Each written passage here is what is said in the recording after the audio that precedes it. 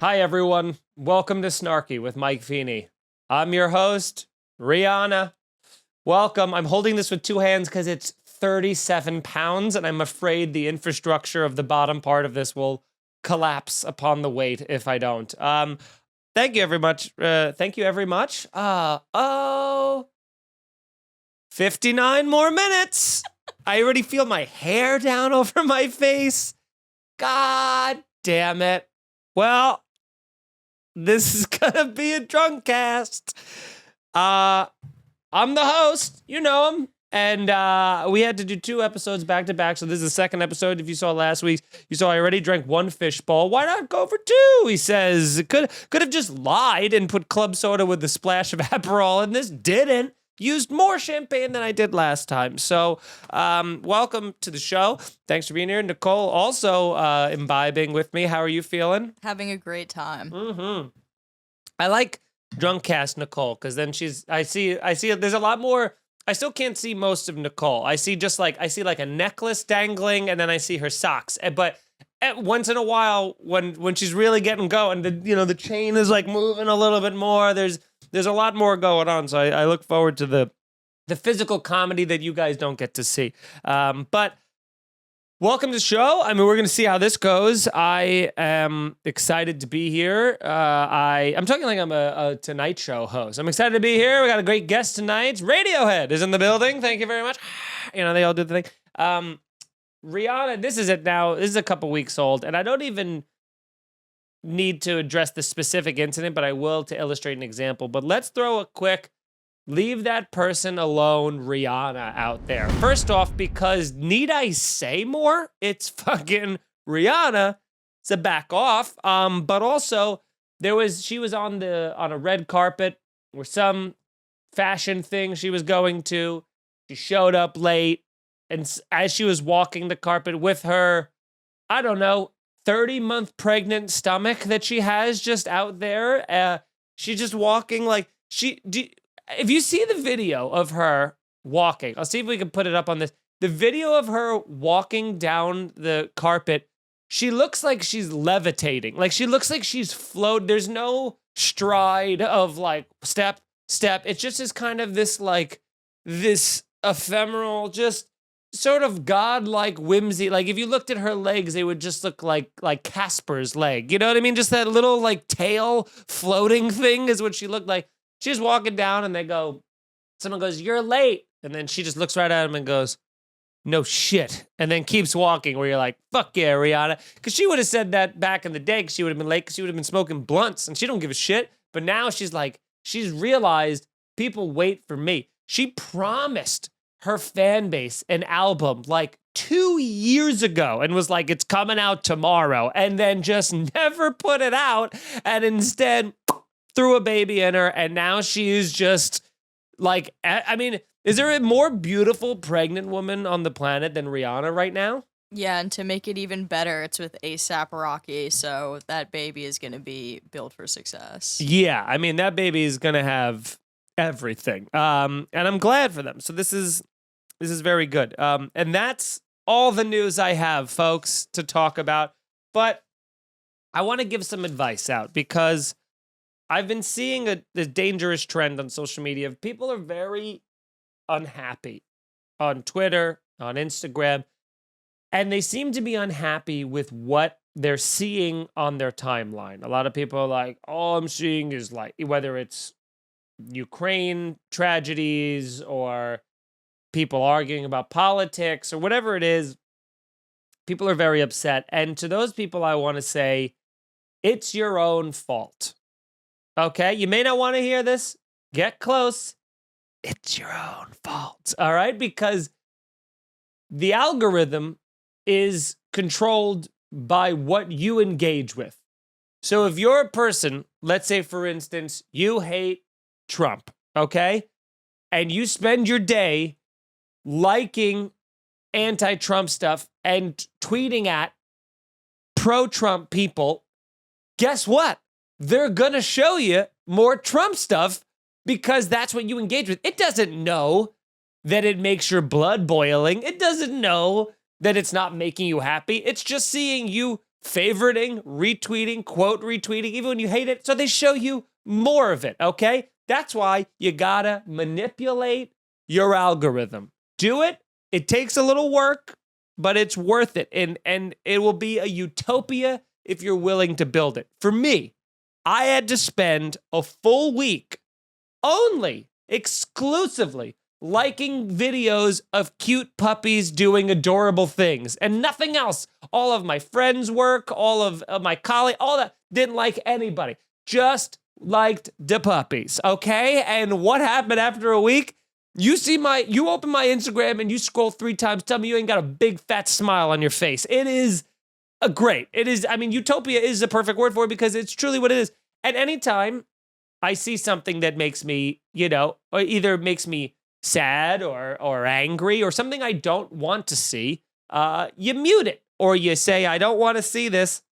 And now boom. And that's all you got to do. So if your timeline sucks, you suck. That's all. That's it. Nicole, how's your timeline doing? You saw it. It's pretty good for the most part. I showed you that little baby hippo video. I get a lot of stuff like that. And Yes. I get 50 videos per day of capybaras balancing oranges on their head. So I don't know what. Wait, slow everything. Who? Kathy who? Capybaras. Those animals. Kathy Barra? Cappy. Cappy? Capy. I'll show you a picture. Okay, capybaras. It's like a giant, wallaby type rodent thing, but it's like you'll definitely recognize it when you see it. But there's so many videos of them in a little hot spring balancing oranges on their head, and I get so many of them. I don't know what I liked to get that, but it's pretty amazing. It's great because you're interacting with cute videos and stuff like that. So that's why you get videos. I've never seen that thing in my life. What is that? That looks like a prairie dog, but on steroids. What is that thing? Don't act like that's real and something that we all know to exist. What? They're huge also. They're pig-sized. What? Where do they live? Where are they indigenous to? All the videos I have I think it's in Japanese or something like that, so I don't know. Maybe they're in Japan. I'm not sure where they're at. If I were a betting man, if all the videos are in Japanese, I could take a guess where they'd be, but most of them are found in much of northern and central South America. Okay, so not in Japan at all. Now, I don't know why. Are they eaten? Because if they're pig-like and they're that size, people are gonna be eating them, right? I don't know. I'm not sure about that. I keep thinking you saying capoeira, which is a defensive dance technique, isn't it? The fighting style. That. What did you say they're called? Capybara or capybara. I don't know. Capybara. I mean, if you've ever heard of this, tweet at me. Send us. Sound off in the comments, gang. No, they are eaten. They're what? They are eaten? Oh no! Yeah. Now your algorithm is going to be like, how to prepare a capybara, and I'm never going to remember the name of it. But yeah, I Googled it, and now there's just a plate of meat with mashed potatoes, and it says that it's capybara meat, and it tastes like pork. Everything's ruined. Oh, no. Yeah, I'm surprised. I mean, they'll eat humans will eat anything. We really will. Every animal on this planet that exists, or every rodent, every mammal, every sea creature, whatever it is, has been eaten, at least one, by human civilization. Actually, for sure, more than one. I mean, I can't think of a object, insect, anything that we have not. I mean, people eat crickets, people eat whale, people eat dolphin, people eat tiger. I guess that's happened before. Is there anything that you could ever think of that we haven't eaten? Do people eat spiders? Can you look that up? I mean, I know we technically. Do you know you eat 8 spiders a year, Nicole? That's something that is said, but I don't know if that's true. Yeah, because who could ever prove it? But it is nice and terrifying to think about when you're trying to drift off to sleep with an open mouth. Think of something that you think has never been eaten before. Yeah, look up if people eat spiders. If I'm sure there's some fried tarantula in the middle of the Congo or something that's probably quite delicious. Yeah, you are correct. In Cambodia, fried spider is a delicacy. Fried spider. But it's eaten like a crab. Oh, you like break this? You get a little hammer and break the shell? And you take like the legs off. Oh, and you suck the little hair legs? Oh, I hate that. I hate that so much. It's like hairy. What's another thing you think has never been eaten? Can you think of anything that's never been eaten? That you would assume, because I guarantee all of it has, but I'm trying to think of like sea lions. Of course, we've eaten fucking squirrels. Yes. What about like poisonous stuff? Well, how did we find out they were poisonous?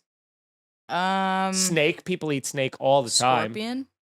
Guaranteed. Look up scorpion. I guarantee scorpions on thousands of menus across the world.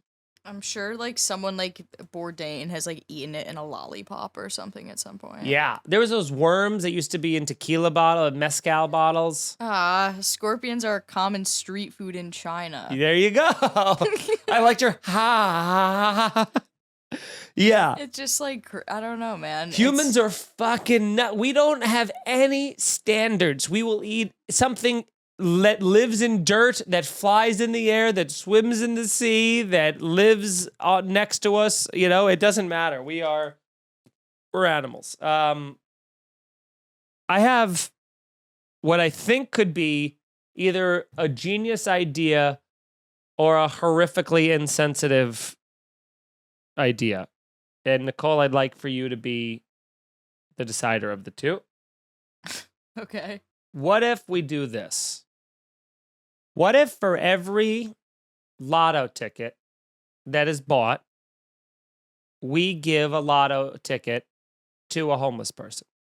So for everyone bought, the state spends some of that money, buys a homeless person a lotto ticket. Now, I've talked about this before. I have had a lotto ticket, walked out. Homeless guy asked me for money. I didn't have any money. I gave him the lotto ticket.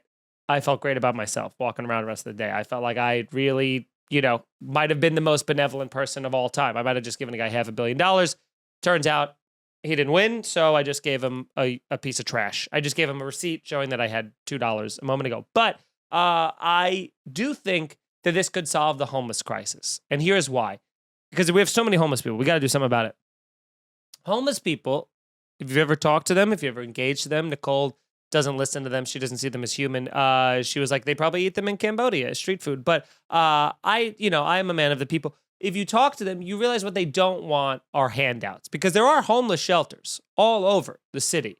And a lot of people don't go to them, whether it be pride, ego, mental health, whatever it is, right? The lottery is kind of a fun way around that. Because if you're like, here's $50, they're like, what am I going to, I don't want your fucking bullshit. You know what I mean? But if you're like, hey, man, just like everybody else, you got a chance to get out of this. You got a chance. You got a 1 in 500 million chance to win the lottery. And, they'll probably not win. But if you're giving them, all the homeless people, a lotto ticket every single week, they're going to start winning. And then once they start winning, they're going to feel like, they were handpicked to get out of this bad situation that they're in, which I think would lend them to change their whole life around. Because they're going to be like, you know what? Like times were tough. I was living on the street. I was addicted to drugs, whatever it is. Now I got a cool 300 mil burning a hole in my pocket. I mean, do you think that they're going to burn all of that money and be homeless again? If they did, it would take an impressive amount. But I do feel like that's the way around getting around the handout. They'll feel like they were picked and chosen to, have all of a sudden, you know what? You're the crane game. You're out of this and now you're in here. And I feel like that's a pretty good thing that we could do. And then the homeless people start getting excited, being like, I'm homeless, but only for now until I win the lottery, which is what a lot of us do, in middle class life. A lot of us have a very nice, 2 or 3 bedroom home that's, serviceable. It's not going to win any awards. It doesn't look beautiful, perhaps, but it's your home. So you've made it a home. It's something for you. You've built this, but you still play the lottery because you're like, if I get this, we're moving into a 7-bedroom mansion with an in-ground pool and a slide that's attached from the bedroom into the pool, like blank check. So, Nicole, what do you think of this idea? I think you won me over. Initially, I wasn't on your team because I think, like, lottery tickets are probably the worst thing to receive as a gift because I've never won. The most recent thing I got, lottery ticket, I won $20, but other than that, I've never won. So it's more so, like, people spending money on me, and then I am defeated afterwards. Right. Yeah, but at the same time, it's like they could be giving you $500 million, which is like, all it takes is one win for them to be the most benevolent person of all time. Yeah, so I do think that you won me over by the end of the argument for sure. Yeah, I think that this is a way that we can do this. And like I said, what's it going to hurt? You know, because right now, if there's one thing we need to give homeless people besides mental health, counseling, food, and shelter, we need to give them hope. Okay? That is the most important thing. You give them hope, and now they have something to live for, something to strive to, something to get better at. And which is why we all play the lotto. It's just that little glimmer of like, things are going okay, but if I get this, I don't have to worry about anything for the rest of my life. My kids don't have to worry about anything for the rest of their lives.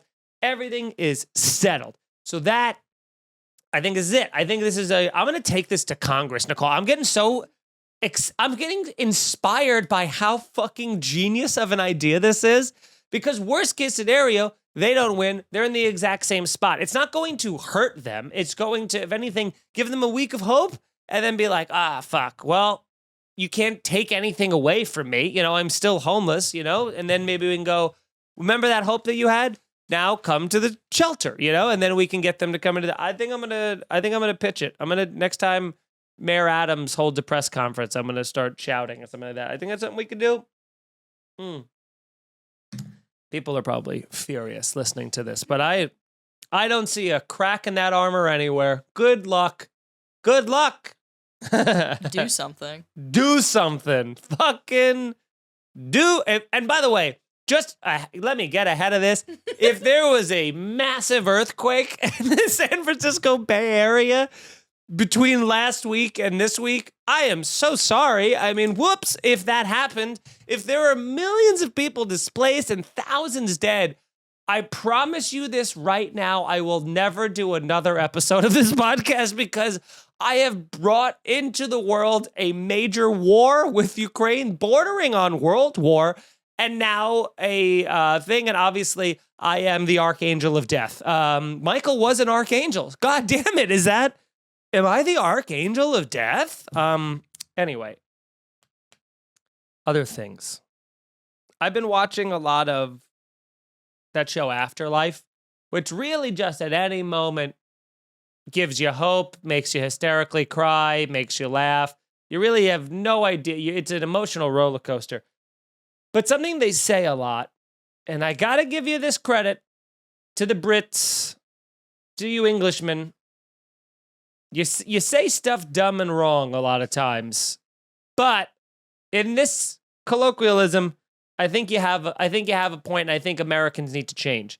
Because when they talk about going to the bathroom, they don't say, I gotta go take a piss. They say, having a piss, which hits the ear weird initially, but then when you think about it, you're like, oh, I'm gonna go have a piss. You're like, that makes sense, because to piss is the act of expelling the piss. You're not taking it, you're expelling it. So it's like, what is to piss? I'm going to have a piss. And what is piss?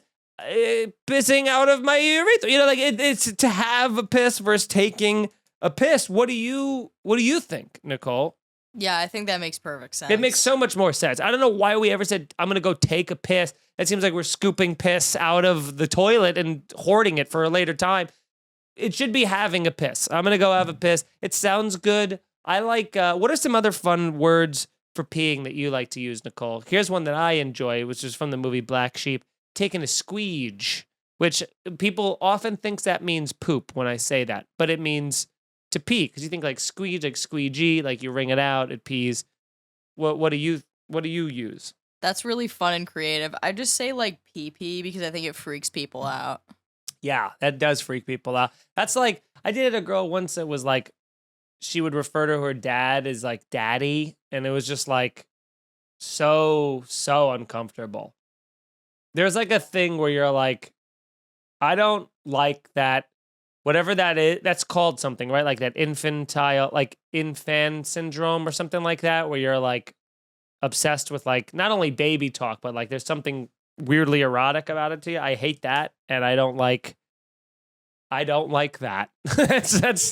That's my whole view on it. I don't like that. Don't do that. Stop it.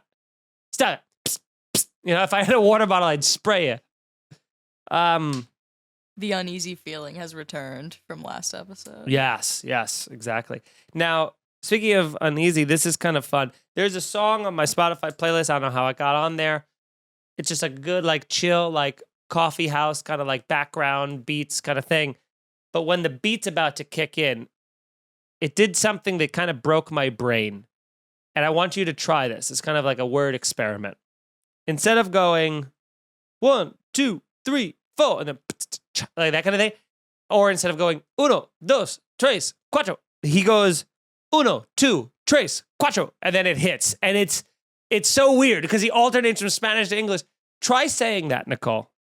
1, 2, 3, 4. All right, listen. I thought that would be harder for you. Like, so much harder. All right, keep going. Try and do. I'm just repeating what you're saying. Yes, if I keep going, it's gonna be bad. Try and do 5 to 10. Okay. Oh God. Start from 1 because you can get it. 1, 2, 3, 4, 5, 6, 7, 8, 9, 10. Yeah, I mean, good. Little, lacked the melody of it, but I mean, yes. My eyes were like burning holes into like this pen cup because I was focusing so hard. You're just fucking taking blood. It's so hard. I've even in the song, I find myself being like 1, 2, 3. No, wait, no.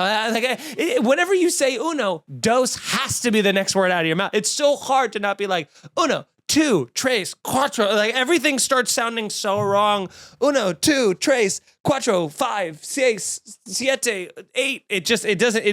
It slows you down so dramatically. It's so strange. And there's nothing to talk about. I just wanted to see if you could do it, and you did it quite easily, actually. So yeah, but I felt like Zach Galifianakis in The Hangover when he's like counting the cards and all the numbers are that's what I was flying doing around. with my Yeah, exactly. Yeah. It's not easy. I want to try that with Brendan and Mike because I guarantee blood will come out of Brendan's nose if I ask him to do that. Well, it's kind of like what is it? Pat your stomach and rub your head thing. That's easy. I don't understand. Oh no, I couldn't do it.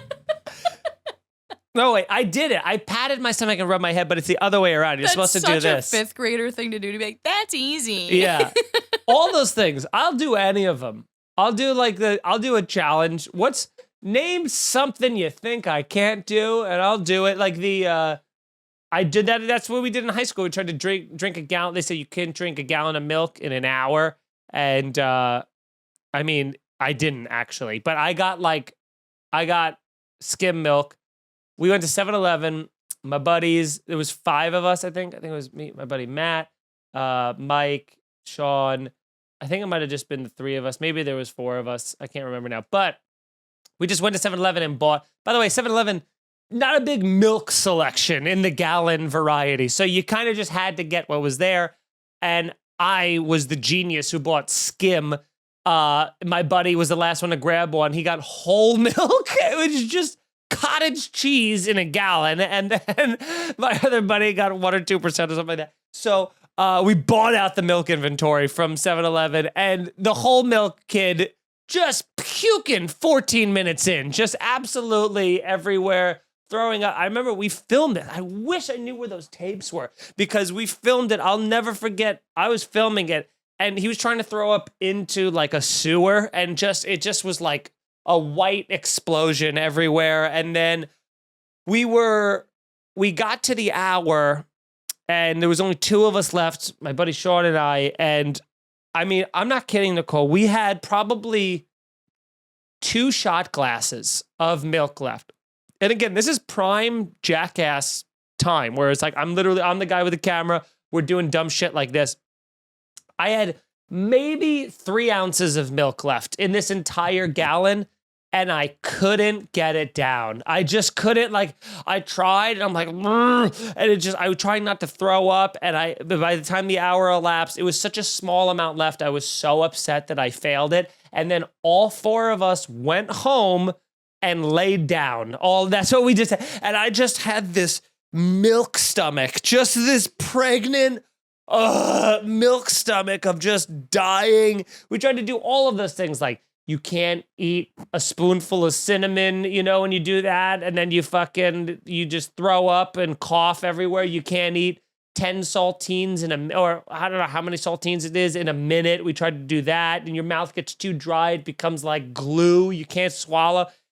We tried every one of those challenges that there are, and they're challenges for a reason. Absolutely, they are. Did you and your friends ever do any of that shit like that, or is that just a dumb, like, boys will be boys kind of a thing? No, I think we did stuff like that. But when you guys were doing the milk thing, were you just like chilling during that or listening to music? Yeah, we were like sitting. Well, some of us were sitting, like, we were just sitting on a curb in our neighborhood because my friend was throwing up into the sewers. So, and then we walked around and stuff like that. And there was also kind of a cool thing, not only of like us doing the challenge, but like 4 kids walking down the street holding a jug of milk. It's like, it attracts attention. Like, people are like, what's going on? It feels like you're holding a 40 almost. It feels good because, you know, we were like 13 or 14 or something like that. And then we're all filming it. So people are like, what's going on? And we're like, we'll tell you what's going on. We're about to dominate the milk challenge. You know, like, we were doing challenges before TikTok ever came up with it. All right. That's all I'm going to say.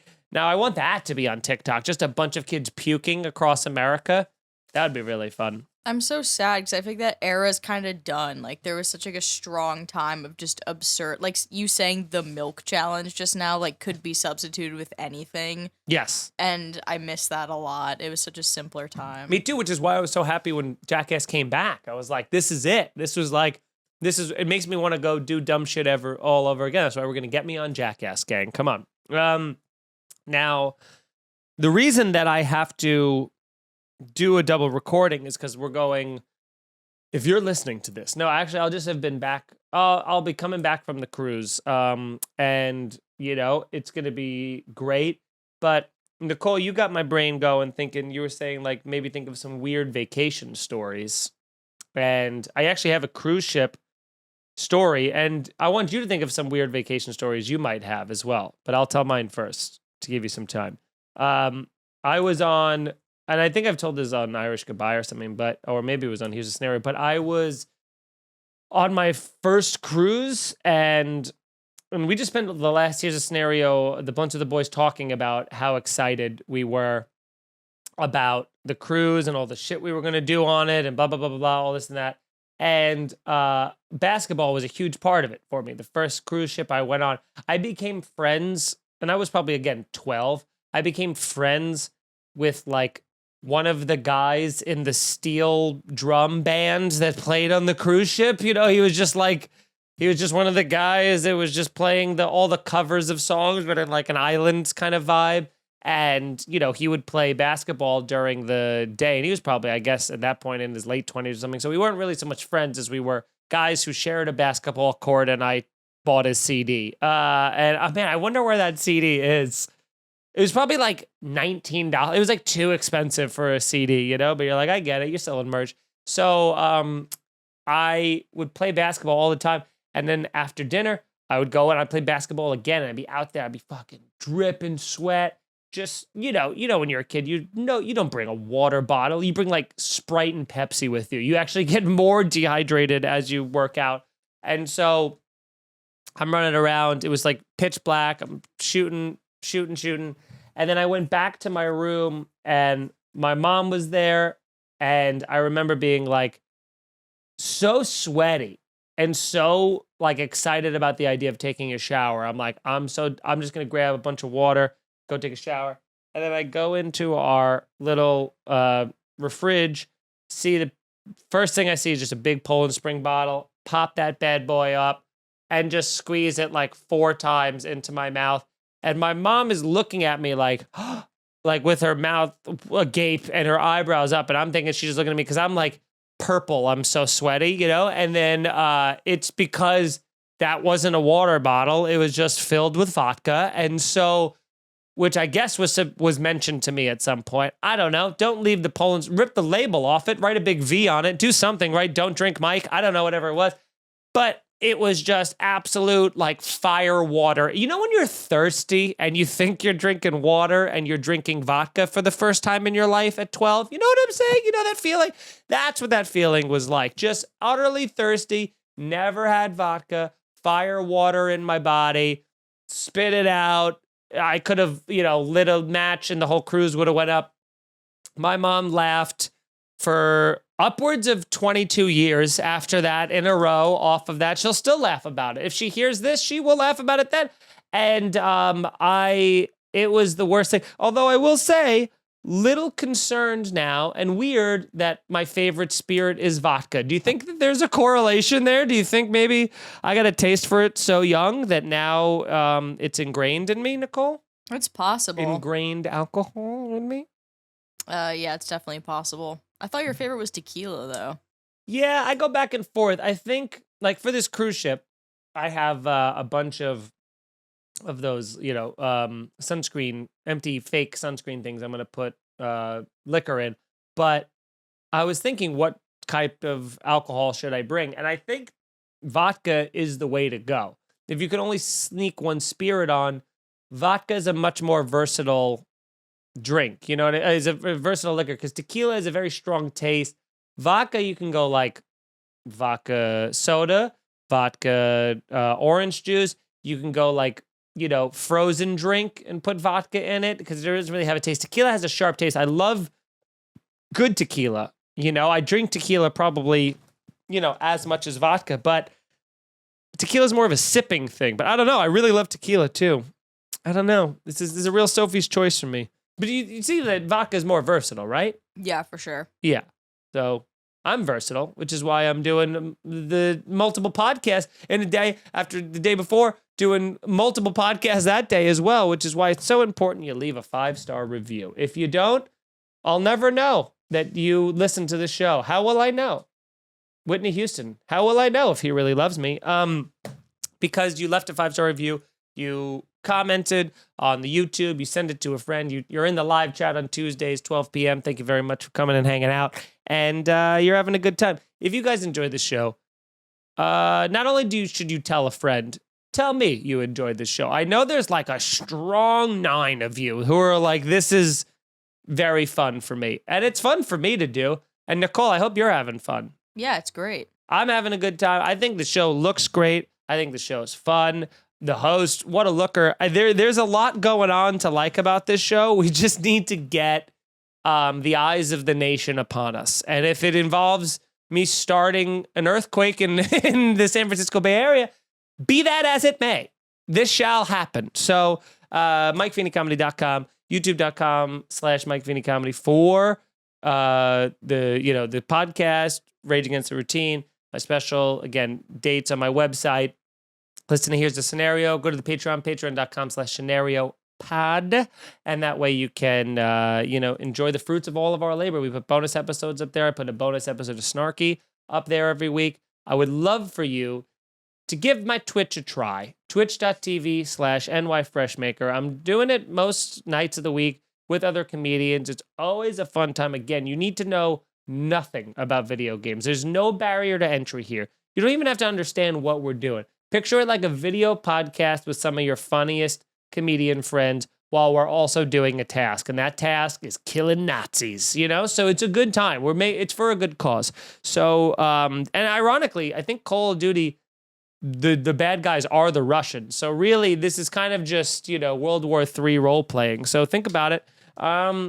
Otherwise, I'll be at Emmaus Theater March 26th with Cannon and Sagalo. We're doing a triple headliner, 3-headed monster show with a podcast attached to it. You guys who come to the show will be able to suggest questions and scenarios for that. That's going to be so much fun. Nicole's coming to that. Yes, I am. Come give us some hugs. Yeah, hugs. Oh, I don't know. Just me? Yeah, just Nicole. I could use it. I'll do handshake hugs, I guess. The hey, what's up, buddy? That's my Long Island. That's such a Long Island thing, and people get so weirded out. Here's the other thing too. I realized, which I did with another comic. I won't mention their name, but they fucked this up royally. So, Nicole, I would like maybe I don't want to tip my hand here. Nicole, walk me through the handshake hug. How does it work for you, ideally? You reach out first, Mm-hmm. but you're still moving in as you go. You're moving in. Yep. Hand makes contact first. Uh-huh. You have like a little thing there, but you're still going in so they know what's happening. Yep. And some kind of like pat or slap on the back. Oh, you do handshake hug with an over-the-top second arm. That's an interesting wrinkle. That's something I haven't done before unless it's like, that's like close friend. I'm talking like, here's what I do. I'll explain my point of view. Here's my like person I'm kind of familiar with or like a cool dude that, here's what I do. I come in, do the handshake, come in for the hug, just do that. And then on the way out, this is very important. The dismount, so important. You don't just go from the hug and then release hands and separate away from one another. You got to do this thing, which is you both bend your fingers and kind of pull. You know what I'm saying? Do you know what that is? Yeah, you're dapping them up. That's crucial. Dapping is, I thought this. Nah. Dapping is this? I think so. That's what a dap is? I believe so. Wow. I'm white. No, look that up. I don't know. But I thought, but that's a huge part of it. I did a handshake hug with a comic the other day, and then he just released, and I was there grasping. I felt like in that Sylvester Stallone movie where I'm like just fall, the hands let go, and then I'm reaching out for the sky, and I got nothing, and then I'm sitting there with bended fingers like a little weirdo. Yeah, that is dapping somebody up with the little finger thing. Do this and that. Even if it's a handshake, I mean, I guess a formal handshake would be weird to dap them up in the end, but I'm a big dapper. I am Dapper Dan, all right? You will never see a guy dapping as much as me. I'm the king of the dap, all right? And that's, if you do come in for a handshake hug and you just release and you give me straight fingers, I'm going to dig my fingers into your fingers until you meet the resistance, and then we make that little sound, and that's that shit though. So how much time?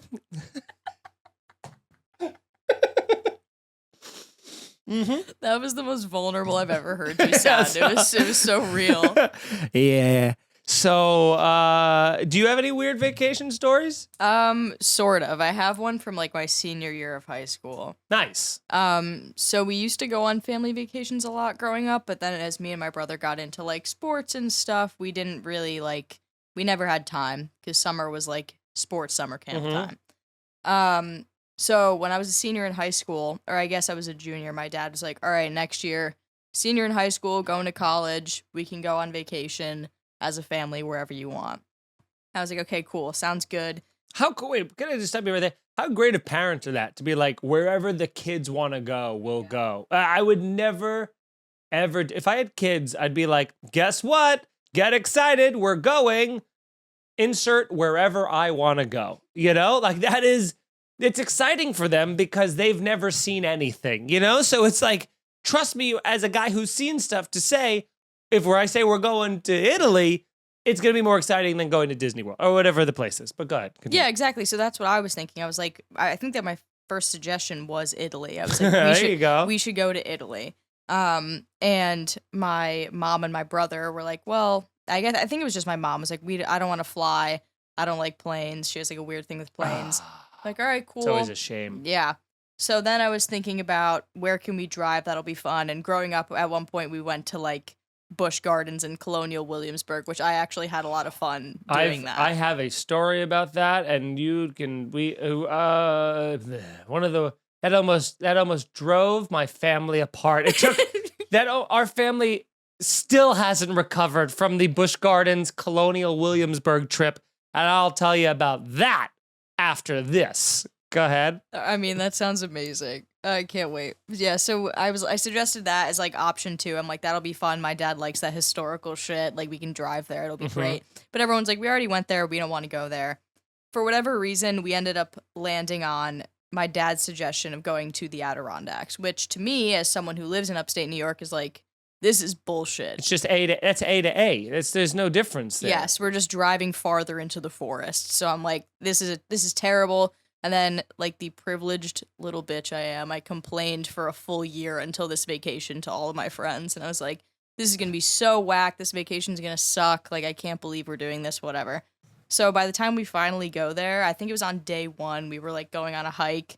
The one thing I was looking forward to was that we were going to go to Ben & Jerry's factory at some point, which I was stoked about. So we were going on a hike day 1. And my brother was just, who's like 2 years younger than me, was just like messing with my parents, like pretending to get a sprained ankle on the hike, like every 5 steps, like just being a jerk, because that's how he is. I like him. They weren't falling for it at all. So we were having a lot of fun with that. They weren't.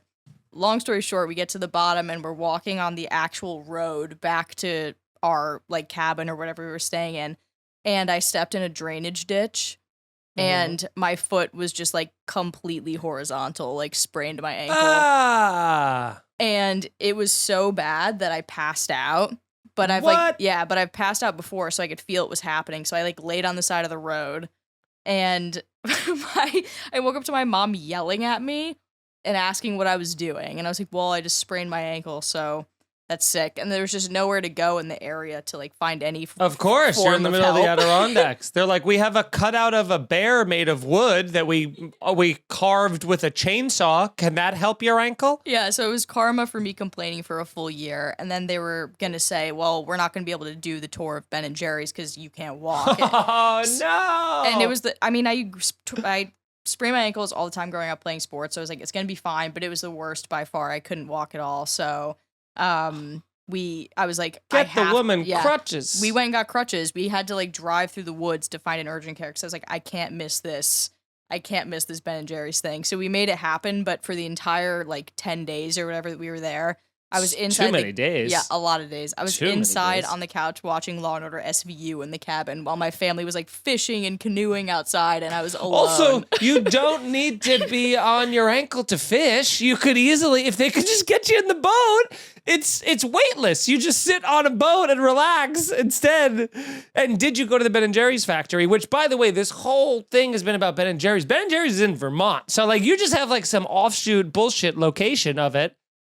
No, it was the real thing because Vermont is where they started. Yeah, but it's like right on the edge of where like the Adirondacks is. Oh, Vermont is where Ben & Jerry's is. But we could drive there or something, and it wasn't that far. Oh. So we did go, but being on crutches, I couldn't hold an ice cream cone, so I was just like wandering around, like, oh, cool, like cookie dough machine. Oh like, no, I did get some, but it was definitely sad. That's terrible. I love that they all went on stuff without you being like, well, she's dead to us, you know, she put her in an iron lung. Like she's got a sprained ankle. Just get her on the boat, get her on the things, go outside. Oh yeah. That's a classic. What a fun family story. I mean, now the Busch Gardens situation, that's what we call it in my family. The Busch Gardens situation. I wanted to go to a theme. So we were trying to figure out, my dad's side of the family, trying to figure out what to do. My cousin was into thrill rides. I was into water parks. And my aunt was like, I want like history. So we're like Colonial Williamsburg. And everybody in my family was like, I don't want to go to Colonial Williamsburg. But my aunt was like, if I'm coming from Long Island all the way to Virginia, whatever, like we're going to go to the goddamn Colonial Williamsburg. So we're like, So we go there.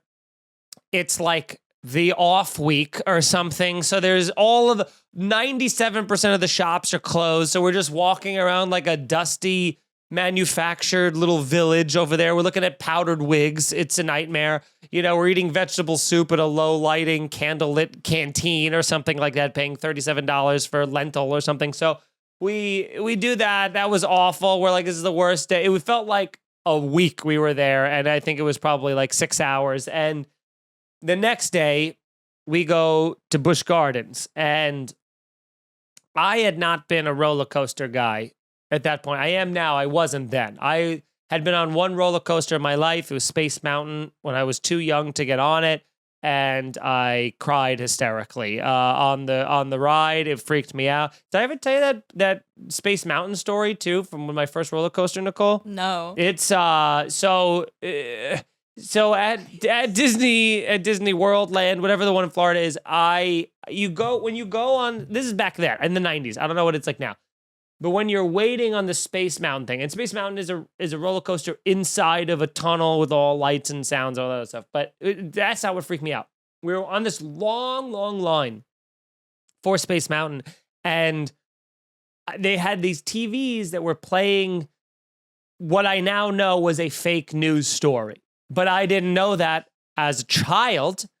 And they were like, today, a man stepped on the face of the sun, and there was an astronaut. And I swear to God, they show him like in, that moon gravity physics where he like hops off and he stepped on the face of the sun and just bursts into flames. I mean, and then like falls down sideways in slow motion and gets engulfed by flames and dies. And there's like a news crawl being like, everyone's dead. And I go, what happened? And I'm trying to like tell my family about it, and I'm like pulling at their coats. No one's listening to me. And I'm like, a man has died. Like there's a hero has been lost today. Like we need to recognize this man who made the ultimate sacrifice to figure out about the sun. I didn't know that if you get within like 1,300 miles of the sun, you would turn into flames regardless. But I didn't know this at the time. Again, child. So I'm freaking out about the sun guy dying. And then they were like, they throw me on this ride. I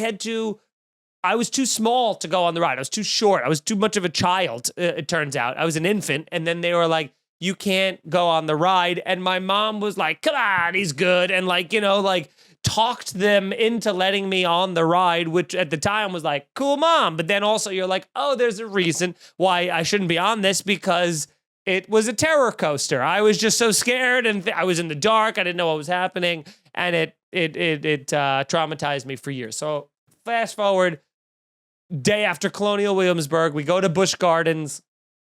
I haven't been on a roller coaster. I've been going on the water park rides. I'm having a good time. And then my cousin is going on these like nuts roller coasters there that are so high and so tall, especially as a kid. It's like, they look like the Empire State Building. They're like so tall. And then she goes, I'll go on, like, let me take you on a roller coaster, my cousin Katie. And I was like, oh, I don't think so. And she goes, I'll take you on this one. Like, we'll take you on this one. It's called the Big Bad Wolf. And I go, oh, okay. That sounds nice. And I'm like waiting online with her. And I'm pretty nervous about it, especially as we're getting closer. And I'm voicing my concerns pretty audibly, and she's doing a good thing where she's kind of like quelling my fears and be like, it's gonna be fine, it's gonna be fine, it's gonna be fine. And then we get to the point where we're like next, like the cart like pulls up, and I do that thing where I go, I don't want to do this, I'm out, I gotta go, I'm sorry. And my cousin's like, listen, you gotta go now, because it's too late, because we've already gone through the turnstile, like we're here. I can't leave you alone, and I'm going on the roller coaster. So we're going on the roller coaster. And so I was like, and this roller coaster was not a normal, like on the tracks, the bar goes down kind of a thing. This was a self-contained, almost looked like a bumper car situation where the track was above your head. So it wasn't, the track wasn't on the ground. It was attached above you, like some sort of like gondola or something. So when you would go turning left and right, the entire inertia would turn you left and right of the thing. Again, so we go in the thing. I'm freaking out. I'm like trembling. The bar goes down. I just literally like, we go around this turn. We go up the click, click, click, click, click, click, click, click, click, click thing. The anxiety is going out of control. I'm gripping it, white knuckled, bent over, eyes couldn't be more close, giving myself a headache. I'm squeezing my eyes so tight.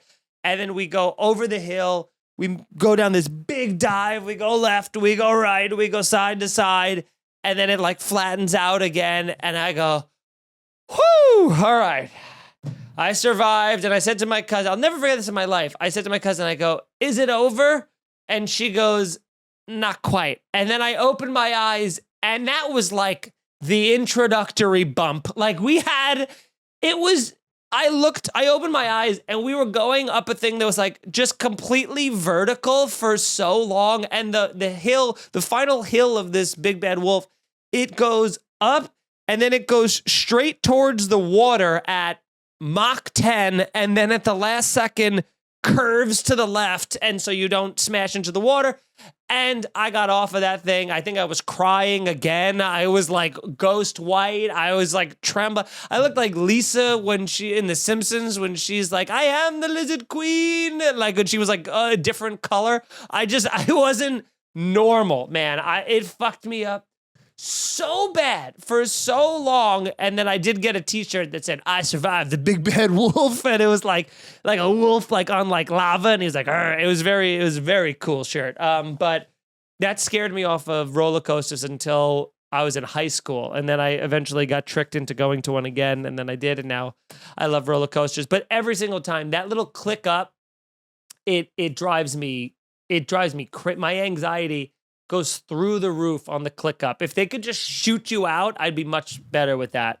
How are you with roller coasters? I used to like them. I will also say that Busch Gardens doesn't have a single normal roller coaster. Like, they're all bizarre. Yeah. They're all super weird. Do you remember? I think it was right next to the Big Bad Wolf. I don't remember what it's called. The yellow one that has, like, loops inside the loops. Do I remember the yellow one? I didn't go on it, but my cousin went on that. Yeah, it was called, like, fucking Medusa or Neptune or some crazy god-like name or something. Or like Loch Ness Monster or something. Loch Ness Monster. That's exactly what it was. Yeah. They don't have any normal roller coasters. I remember like walking to the park and seeing Apollo's Chariot, the purple one that's like shooting into the sky. It's terrifying. But I think I went on my first roller coaster when I was in like, I don't know, 8th grade or something on like our school trip, and I loved it. And I went on it maybe like 500 times, but then as I got older, like I would just get so sick on them that I was like, this isn't worth it anymore. Because it would be really fun, and I would get that same anxiety too. But once you like get past that first thing, you're like, oh, this is a blast. But then I'd feel like shit all day, so I'm like, this isn't worth it for me anymore. There was one time where I went to Six Flags and it had rained all morning, and when we got there, the park was empty, and we did like 8 rides in an hour, and we thought we were like the king of the world. But your body is not meant to go on that many roller coasters that fast. My equilibrium, we all were so nauseous and like fucked up and stuff. Also, how did you get on roller coasters? You're so tiny. Didn't you have like height requirements? Yeah, I mean, I didn't, like, the first one I went on, I was in 8th grade, so I'd already reached, like, my full height of 4'11" at that point. Which still seems too short to be on a roller coaster. Some things I was really on the edge of. I don't remember what vacation this was. I think I was maybe in Ocean City, Maryland, but I was, like, at that point, I was probably, like, 17, and they wouldn't let me in, like, what were those things called? Like the wave pool things? Yeah. You know what I'm talking about? Wave pools, yeah, water parks, yeah, for sure. They wouldn't let me in it because I was too short. And I was like, well, I'm a full-grown adult and I know how to swim. And I think this is one of the only times in my life I've, like, flipped out on, like, just a person who has, like, a job like that. Yeah. I want to be in the piss pool. I want to be in the place where all the children are standing and peeing. Yeah. But it was embarrassing because my cousin, who is like 5 years younger than me, was like, all right, well, I'm still going to go in, I guess. And then I just like waited. I was like, this is so shitty. Oh, that's brutal. Yeah, that's always a tough situation right there. This is good. Now I can save some other stuff. I have another fun story about my like great-great-grandmother falling off the Grand Canyon. I'll just talk about that another time. But so you have weird little vacation stories. I'll tell you the story now because I don't really know the story. All I know is that like my family has a history of laughing when a tragic, terrible incident happens, like when a violent fall happens. And I guess my great-grandmother was like at the Grand Canyon and like did like a whoopsie poo and went like over the rail and like fell and then like caught a ledge or something like that. And they were all like calling down to her, being like, are you okay? While like laughing hysterically. I think we laugh out of fear. We laugh that they're like, we're excited they're not dead, but we don't know how to show it. So we laugh at them and stuff like that. But yeah, she like fell off the Grand Canyon and somehow caught a ledge and didn't die and got like probably medevaced somewhere to something. And boy, oh boy, one of the funniest days in my family's history, I guess. That's what I was told. So we got some questions. Thank you very much. Very much? it has to be 10 minutes from now already because I can't do another 10 minutes of this. You've got 5 left. 5. Thank you very much to everyone who submitted questions to the Instagram or the Patreon. Listen, man, just thank you. From K-Tay, Disney making live Nicole. I'm gonna need you to get a handle on stuff. Disney making live action remakes of every animation. That's something she wants me to rant about, which, I do agree. There's been a lot of Cinderella, Mulan, Beauty and the Beast, Aladdin, the new Buzz Lightyear one. I keep seeing trailers for that, and I hate it. I hate what it's gonna be, but I also understand it's for children. It's not for me, but also it's enough already. Here's the best part about these movies like Cinderella and Aladdin. It was that, Cinderella. What year did Cinderella come out, Nicole? Look that up. That's got to be like the fucking 70s or something like that. The original one? Yeah, the original 1950. one. 1950. So yeah, that was kind of the whole beauty of Disney. Was like, I grew up on this movie, and when I have kids, I'm gonna have them watch this movie. And so like Cinderella, it was like your family, your mom shows you because that was what they watched when they were a kid. Same as like my generation was like Aladdin, Toy Story. It's like, I'm going to show all my kids that, and then they're going to have that version of the thing. And then they can have their own version where they're like, our version is Cars or whatever the hell dumb thing that they watch, that I didn't get to watch because I was too old or whatever. But I don't need you remaking them, especially the live action ones. None of them have been good. None of them. I mean, the Lion King, the fucking Aladdin, all of it has been so bad. And I get it. It's like $1 billion industry. They're making money. But like this new Buzz Lightyear movie, it's like so dramatic and it's so weird. And he's going to have to, and then he's going to eventually end up a toy at Andy's house. Like, I don't care for it, Nicole. How do you feel about it? I don't think I've really even seen many of them with the exception of The Jungle Book, which I thought was kind of cool because the CGI is crazy. Yeah, I didn't see the Jungle Book one, but that's also another one on the list where I'm like, just stop making live remakes of it. Just let us enjoy the classics. You're making so much money off of the streaming and all that stuff. We'll rent it. I'll keep renting it from you. I promise. I'll never buy it. Oh, look at this. This one is from, ironically, the name is from Theme Park Hero, which, how apropos, don't you know? People who don't put their dog on a leash. I get it. Your dog is well behaved. My dog hates your dog. Yes, yes, yes to the dress. It is, I couldn't agree more with you, Theme Park Hero.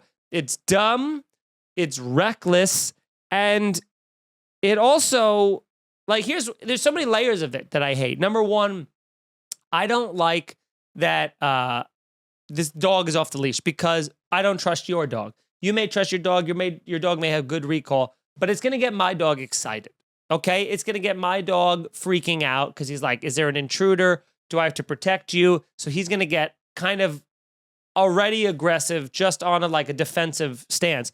Secondly, you make my dog question everything when you do that. When my dog on a 3-foot leash sees you with your dog not on a leash running around, it makes my dog look at me and go, why am I tethered to this? It gives my dog an existential crisis, and fuck you for that. Fuck that person for giving my dog an existential crisis on free will. My dog deserves to not have to worry about such things as, am I like a little slave pet to this guy? Like, I don't want him to know the reality of the situation. I want him to think we're best friends, and every once in a while I gotta guide him by pulling him over this way. Like, that's all he knows. Every other dog he sees is on a leash. He understands that's what we do. We're dogs. We go on leashes together. But when he sees a dog running in a field by himself without a leash, and then I'm still holding him back, I look like a monster, okay? And I will not have you ruin my relationship with my dog. He just turned 3. We're as good as ever, the strongest foundation you've ever seen. I can't wait for this to be over so that I can go pet him and kiss him on his little peanut head. So people who hit your dog on a leash, if you're around other people, okay, that's it. If you're around other dogs, because here's the other thing, you don't know my dog. Yes, my dog is sweet. Yes, my dog's the best. Yes, everybody loves a Jeet. But my dog could be fucking crazy, you know? And if your dog comes galloping up to my dog, what if my dog starts attacking your dog and they're in the middle of attack? You think your dog in mid-dog fight is going to hear you going, Winston, come here, puppy. And then he's going to leave an active dog fight in order to go. There's instincts involved here, okay? Get him on a leash. Don't be a queef. That's my whole joyriding thing. Bumper sticker? Bumper sticker. Bye, everybody. See you next time. If there is a next time, I gotta go. Thanks for watching.